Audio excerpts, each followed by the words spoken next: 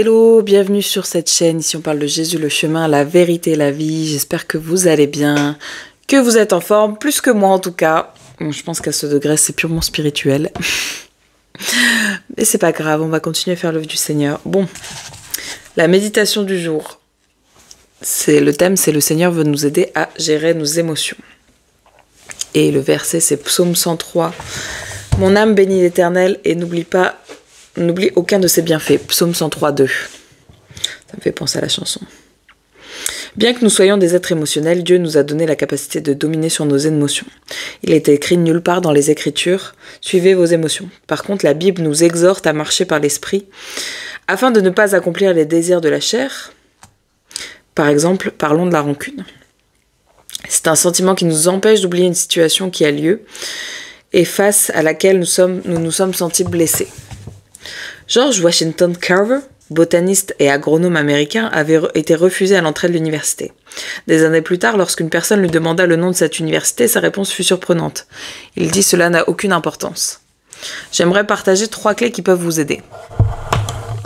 Le jeûne et la prière. Lorsque nous jeûnons et prions, nous domptons aussi notre chair. C'est comme si nous disions à notre chair, à partir de maintenant, c'est à toi de m'écouter. La méditation des Écritures, comme il est écrit dans le livre du prophète Ézéchiel, mange le rouleau symbolisant la parole de Dieu. Elle peut sembler amère au début, mais elle est nécessaire pour notre croissance spirituelle. Et 3e clé, prenez autorité. Souvent, David disait à son âme de bénir l'Éternel. Je crois que vous pouvez faire de même. Aujourd'hui, comme David, prenez autorité sur vos pensées, sur vos émotions, sur la rancune, sur votre peur, sur votre tristesse, etc.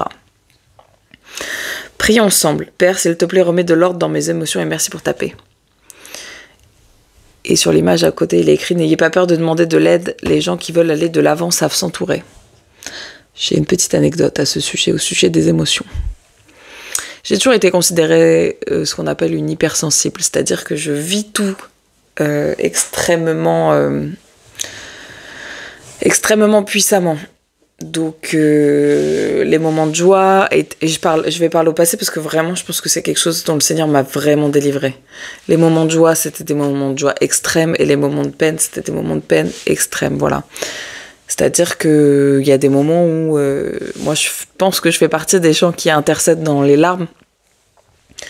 Et il y a des moments où randomement, que ce soit chez moi ou au travail, je ressentais le besoin de me mettre à genoux et de pleurer toutes les larmes de mon corps comme si on était en train de m'arracher les boyaux, quoi. Et pour moi personnellement, ça c'est les douleurs de l'enfantement, et c'est qu'il y a quelque chose qui était en train de grandir spirituellement. Mais ces émotions comme ça en pagaille, moi c'est quelque chose qui me pénalisait beaucoup, et c'est vrai que l'année dernière, tu vois, ça fait un an, j'avais fait cette prière pendant quelques jours. Seigneur, s'il te plaît, aide-moi à gérer mes émotions, rends toute pensée captive en Jésus-Christ. Et c'est vrai qu'il y a une énorme percée, il y a vraiment une énorme amélioration dans ce domaine. Donc voilà, à nouveau, si je viens aujourd'hui pour vous dire, c'est que le Seigneur est capable de faire, et qu'il faut arrêter d'accrocher des choses à notre caractère. Ouais, je suis comme ça, je suis comme ceci, je suis comme cela. Il faut laisser le Seigneur nous transformer.